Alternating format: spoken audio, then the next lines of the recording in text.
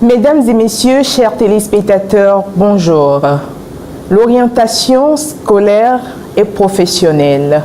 Aujourd'hui, dans notre émission Psychodrome, voici le terme que nous allons développer.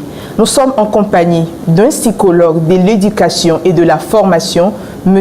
Banla Toyi Jérémy. Monsieur Banla, bonjour. Bonjour, madame.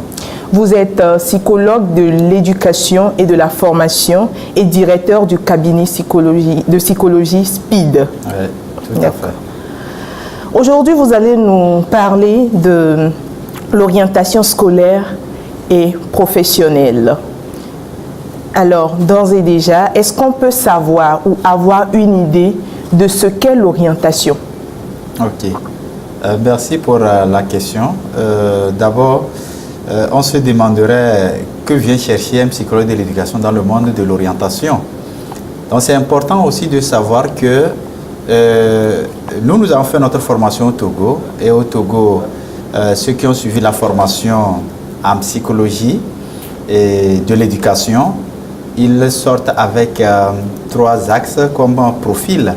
Et celui de la psychopédagogie, celui de la psychologie scolaire et celui de l'orientation scolaire et professionnelle.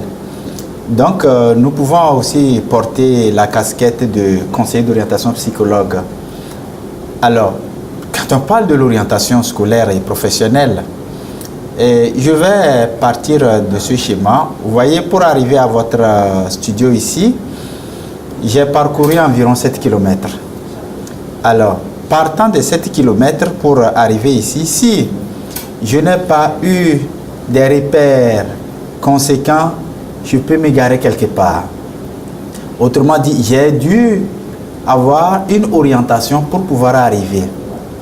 Alors, nous pouvons transposer cette orientation géographique dans le monde académique ou dans le monde de la formation pour dire que l'orientation scolaire et professionnelle consiste à trouver à trouver la voie qui est la mienne ou bien la voie qui est plus appropriée à un candidat ou à un individu, cette voie-là qui peut l'amener à réaliser son objectif de vie, son projet scolaire et professionnel. Et donc, l'orientation scolaire et professionnelle peut être considérée comme un processus. Vous voyez, c'est un processus qui permet à l'individu de pouvoir faire le choix de formation, de pouvoir faire le choix de la profession. Et donc, de plus en plus, on parle de l'orientation scolaire et professionnelle et inclusive.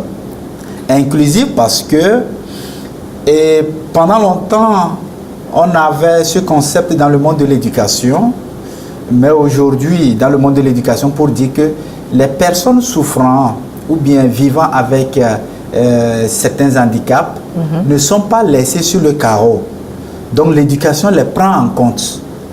Et ce courant ou bien ce concept est en train de pénétrer le monde de l'orientation.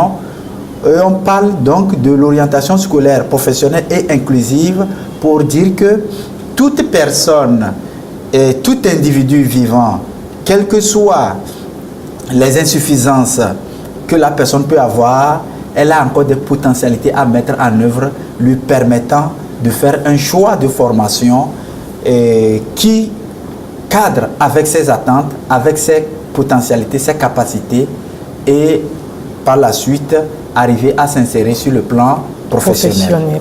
D'accord. Et à quel moment peut-on faire appel à une personne, un psychologue, je dirais comme vous, pour se faire orienter? À quel moment? Vous avez bien utilisé le concept se faire orienter. Et c'est le lieu aussi de préciser que les conseillers d'orientation spécialistes que nous sommes, nous n'orientons pas. Ce qui est bizarre, nous aidons l'individu, le consultant, à faire le choix, disons à s'orienter. Donc le rôle du conseiller d'orientation n'est pas orienter quelqu'un, c'est lui montrer lui-même son chemin. Voici le chemin ou voilà le chemin qu'il te faut. alors que nous ne sommes pas là pour ça. Nous sommes là pour montrer, pour aider le sujet à trouver son chemin. Voilà la différence. Donc, dire à quel moment, je dirais que ceci me permet d'évoquer deux aspects.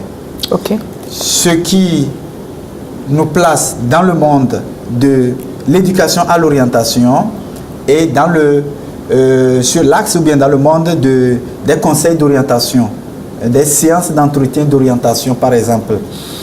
Donc quand nous parlons de tenir conseil à l'orientation, lorsque quelqu'un franchit un palier de l'orientation, quand on parle de palier de l'orientation, vous voyez, il a fait le CPD, il a besoin de choisir un établissement de formation. Il doit savoir quel établissement est plus adapté pour lui. Alors, après le CPD, il y a le BPC qui est un palier de l'orientation également. Exactement. Il a fait le BPC et il se retrouve au carrefour d'un certain nombre de chemins. Alors, il faut arriver à choisir le chemin qui cadre avec soi, avec ses aptitudes, en tout cas, qui cadre avec un certain nombre de critères ou bien de déterminants d'orientation. Alors, et quand on fait le bac, vous voyez que ce carrefour a encore beaucoup plus de chemin. C'est à ce niveau-là qu'il est important d'envisager une séance avec un spécialiste. Le consultant va voir le conseiller d'orientation, le spécialiste, pour l'aider à faire son choix. Maintenant, en dehors de ça, si par exemple dans le monde professionnel, vous ne vous retrouvez pas dans l'exercice de votre profession, à supposer que vous êtes cette journaliste-là qui semble ne plus se retrouver. C'est un exemple que je dis, quoique je sais très bien que tu te plais bien dans ton domaine de travail. Il se pourrait que ta vie professionnelle devienne beaucoup plus pesante, beaucoup plus difficile à vivre. Ou ne cadre pas avec les attentes. Oui, ou ne cadre pas avec les attentes. Ce que vous pensiez quand vous êtes entré dans la vie professionnelle, ce n'est plus le cas. Alors, il est important que le conseiller d'orientation puisse t'apporter son expertise afin de pouvoir opérer un nouveau choix professionnel. Donc, voilà les aspects liés au conseil d'orientation, où nous parlons de tenir conseil en orientation. Maintenant, il y a ce que nous appelons l'éducation à l'orientation. L'éducation à l'orientation, c'est un programme qui est développé dans les établissements scolaires. Par exemple, de la 6e jusqu'en terminale. Et on prépare l'élève à ce que nous appelons la maturité vocationnelle. Et ceci étant, quand l'élève fait le BPC par exemple, pour avoir cumulé un certain nombre d'informations depuis la classe de la 6e jusqu'au BPC, il a la capacité de pouvoir faire le choix d'un parcours, d'une série ou d'une filière, ou bien d'un enseignement, que ce soit l'enseignement technique, l'enseignement général ou bien l'enseignement professionnel, et par rapport aux informations qu'il a reçues depuis la classe de la 6e, il a maintenant la capacité de pouvoir faire le choix. Vous voyez, et ainsi de suite. Donc, si vous voulez, je dirais simplement pour me résumer que le moment pour ceux qui doivent, le moment pour l'éducation à l'orientation correspond avec le début de l'adolescence à partir de la classe de 6e. Et maintenant, le conseil en orientation, il n'y a pas un moment précis. Dès que le besoin se fait sentir, vous pouvez frapper à la porte du spécialiste. D'accord. J'ai retenu dans votre intervention tout à l'heure que vous avez parlé d'aide et non d'orientation. Ouais. Et l'aide que vous apportez à la personne pour voir clair dans la multitude de choix qui s'offrent à lui ou à elle, est-ce que cette aide-là est basée sur quels critères? Quels sont les critères que vous prenez en compte pour pouvoir aider cette personne à s'orienter? D'accord. Très belle question. Et nous parlons donc des facteurs de l'orientation. il y a des facteurs liés à l'individu lui-même. Il y a les facteurs liés à sa cellule familiale. Il y a les facteurs liés disons, à l'école ou bien aux structures. Alors, prenons le cas des facteurs liés à l'individu lui-même. Nous allons voir par exemple son âge. C'est des exemples. Et il y a des formations qui ont une longue durée. Et supposez que, je vais prendre quel exemple, le cas de la médecine au Togo. 7 ans. Bon, on dit 7 ans, mais pour sortir sans échec, il faut faire 8 ans. Parce qu'il faut soutenir. Tu n'as pas soutenu, tu ne peux pas avoir le titre. Disons entre 7 et 9 ans. Non, disons 8 ans. Parce que c'est 8 ans pour avoir, quand nous sommes dans le système LMD, c'est 8 ans pour faire pour avoir...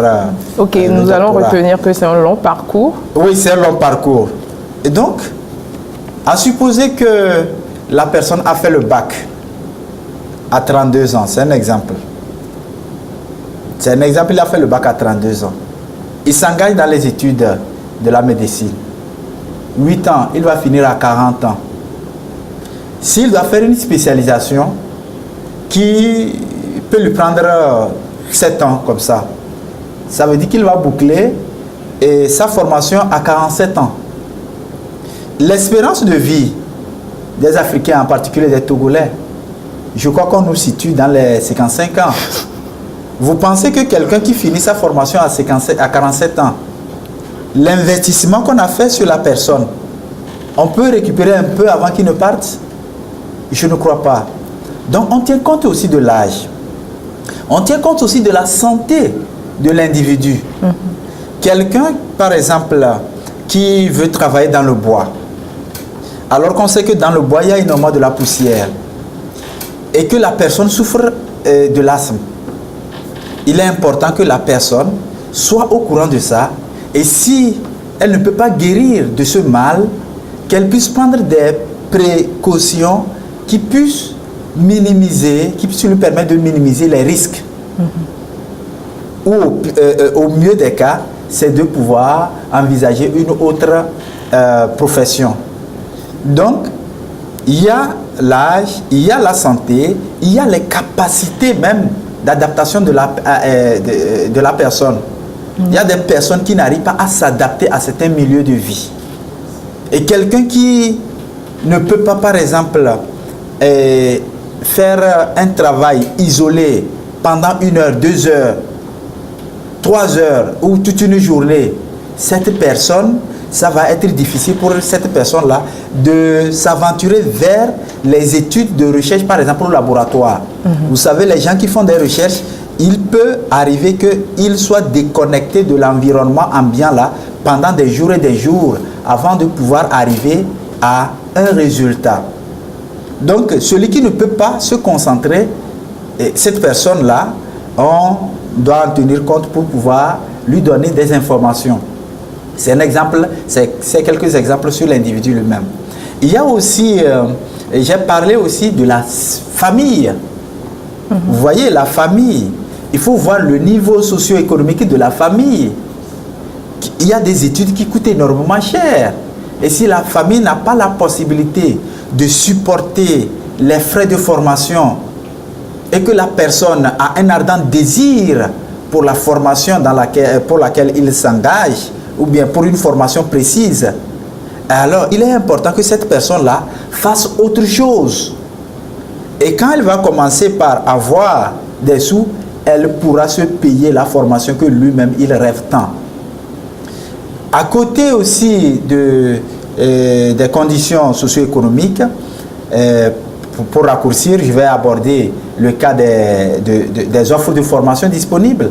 Okay. Ça, c'est aussi un autre critère. Vous voyez, par exemple, au Togo, nous sommes presque voués aux formations tertiaires.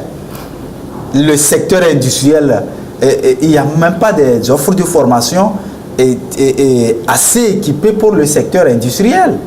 alors que nous sommes dans un monde qui évolue très vite, et on ne peut pas parler du développement sans les offres de formation liées au secteur industriel. Donc ce que nous sommes en train de suivre, quand nous prenons, vous arrivez par exemple à l'université de Lomé, la quasi-totalité des formations, c'est beaucoup plus lié au secteur tertiaire. Et les rares formations touchant au secteur industriel, et ceux qui ont accès ne sont comptés qu'au bout des doigts. Donc voilà un peu les critères que je peux me permettre. Bon, c'est assez vaste, mais nous pouvons nous limiter à ces éléments. Merci beaucoup, Monsieur Banla. Nous allons revenir tout à l'heure pour la suite de notre émission. Chers téléspectateurs, nous allons revenir tout à l'heure sur notre plateau après les informations pour la suite de cette émission.